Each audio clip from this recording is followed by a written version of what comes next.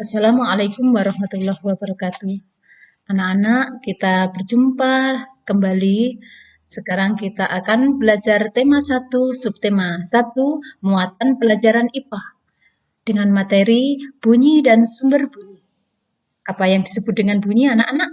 Bunyi adalah sesuatu yang dapat diterima oleh telinga atau sesuatu benda yang bergetar. Sedangkan sumber bunyi adalah benda yang menghasilkan bunyi karena benda tersebut bergetar. Contoh benda yang menghasilkan sumber bunyi dapat kita lihat pada gambar, yaitu bass drum, diantaranya gitar, kemudian sound system, kemudian keyboard, dan lain sebagainya. Sumber bunyi ada 3 macam. Yang pertama adalah infrasonik, yang kedua adalah audiosonik, yang ketiga adalah ultrasonik. Masing-masing kita jelaskan, yaitu pertama infrasonik. Apa yang disebut dengan infrasonik, yaitu bunyi yang sangat lemah, jumlah getaran kurang dari 20 getaran per detik. Sekarang ini kami tampilkan contoh hewan yang dapat mendengar bunyi infrasonik, yaitu pertama kuda nil. Nah, ini merupakan hewan yang bisa mendengar bunyi infrasonik. Yang kedua yaitu ikan cumi ya ini, ikan cumi-cumi ini termasuk hewan yang bisa mendengar bunyi infrasonik. Yang ketiga adalah jangkrik. Anak-anak tentunya sudah tahu jangkrik ini merupakan hewan yang dapat mendengar bunyi infrasonik. Nah, itu diantaranya ya, dan masih banyak lainnya.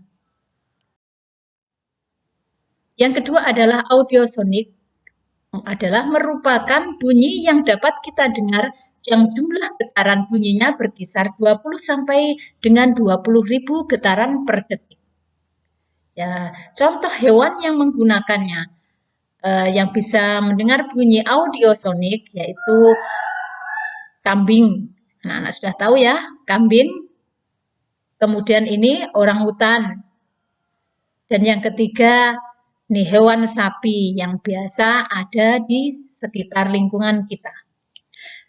Dan yang ketiga adalah ultrasonik, yaitu bunyi yang sangat kuat, yang jumlah getaran bunyinya lebih dari 20.000 getaran per detik. Contohnya yaitu kelelawar dan lumba-lumba.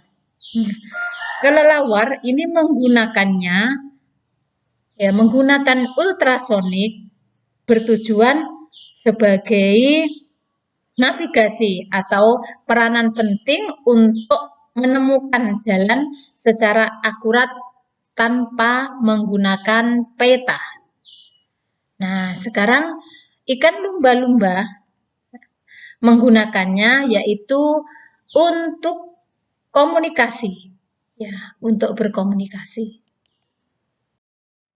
Nah, sekarang selanjutnya yaitu materi kita adalah medium rambatan bunyi. Bunyi dapat merambat melalui 3 media. Yang pertama adalah melalui benda padat. Yang kedua melalui benda cair. Dan yang ketiga melalui benda gas. Contoh bunyi merambat melalui benda padat. Nah, jika benda padat contohnya adalah meja yang dipukul, ya, bisa merambat, ya, bisa bunyinya bisa kita dengar. Nanti kalian bisa mempraktekkan ketika benda padat. Salah satu contoh adalah meja ketika dipukul. Nah, itu akan menghasilkan sumber bunyi. Nah, yang kedua, contoh yang kedua ketika jalan kereta api rel itu ya, rel ketika kita pukul anak-anak. Nah, itu juga menghasilkan sumber bunyi. Nah, ini merupakan contoh kedua ini merupakan bunyi merambat melalui benda padat. Yang kedua adalah bunyi merambat melalui zat cair. Ya, ketika seperti contoh ini, ketika dua batu diadu di dalam air, bunyi yang ditimbulkan dapat kita dengar. Kita pukulkan keduanya ini bersamaan. Hal itu menunjukkan bahwa bunyi dapat merambat melalui zat cair. Dan yang terakhir adalah bunyi merambat melalui gas. Ya, bunyi merambat melalui gas. Ketika kalian misalkan ada kita pegang salah satu ujung selang, misalkan ya ini ujung selang, dan minta temanmu memegang ujung selang satunya. Dekatkan ujung selang ke telinga kalian masing-masing. Minta temanmu berbicara, salah satunya berbicara melalui ujung selang yang kalian pegang. Nah, didengarkan dan catat apa yang ia sampaikan. Ya.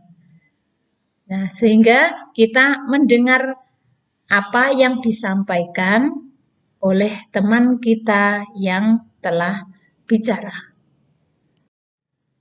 Anak-anak, itulah tadi materi pada hari ini, supaya anak-anak nanti bisa lebih paham tugas hari ini, muatan pelajaran IPA yaitu 1 nanti setelah anak-anak melihat atau menyaksikan video tadi, bisa mencatat materi tersebut dalam buku tulis.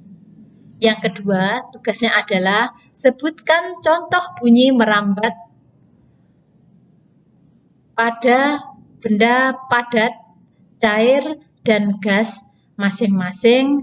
Sebutkan 2 macam. Terima kasih anak-anak, selamat mengerjakan.